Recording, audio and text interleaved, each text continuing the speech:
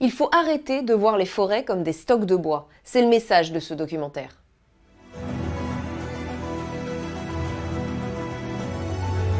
Le film s'appelle Forêt française en quête d'avenir. Il est signé Camille Geoffray et il réinterroge la gestion de nos forêts frappées de plein fouet par le réchauffement climatique. Ici, la totalité des arbres sont morts. On est sur une forêt d'épicéas qui ont été attaqués par un insecte, le scolite.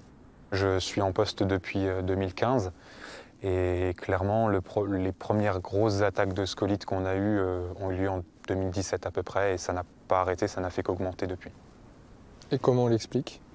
Principalement par le réchauffement climatique. Alors une fois qu'on a fait ce constat, se pose la question du comportement à adopter. Et là, on est à un tournant. Le chemin qu'on choisira sera déterminant pour l'avenir de nos forêts. Il y a une décision à prendre, il y a un choix, une orientation en termes de politique forestière à faire. Est-ce que l'on choisit de ne pas faire confiance à la nature et de dire l'être humain va intervenir parce que la nature va être mise en échec par le changement climatique? Ou est-ce qu'on choisit de se dire faisons confiance à la nature, elle va trouver les moyens, la nature, de réagir, peut-être qu'on ne les connaît pas encore tout de suite. L'humain doit-il intervenir ou pas pour accompagner les forêts dans ce changement climatique? La main de l'homme est-elle indispensable pour répondre à la demande de bois qui ne cesse d'augmenter? C'est bien sur cette question que les avis divergent. Alors il y a deux écoles. Il y a d'un côté les interventionnistes qui veulent être dans l'action et non dans la contemplation. Je dirais que la forêt française n'a jamais autant besoin de l'homme que dans les 50 prochaines années. La forêt française ne pourrait pas réagir au changement climatique qui va beaucoup trop vite pour qu'elle s'adapte naturellement. Il va falloir qu'on intervienne pour l'aider à s'adapter à ce climat qu'on nous annonce de demain.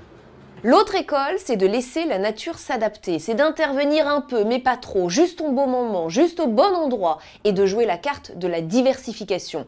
Est-ce rentable, me direz-vous, parce que la question de l'argent est comme souvent essentielle? Eh bien oui, apparemment, les propriétaires de forêts interrogés dans le film assurent que oui. Ne pas couper d'arbres, exploiter, utiliser l'existant et des revenus pour le propriétaire tous les ans. Donc ça, il parlait, je dirais pas au porte-monnaie, mais enfin c'est sûr, moi je suis d'une famille où l'entreprise, ça doit assurer sa rentabilité, son autofinancement, j'ai de la culture familiale.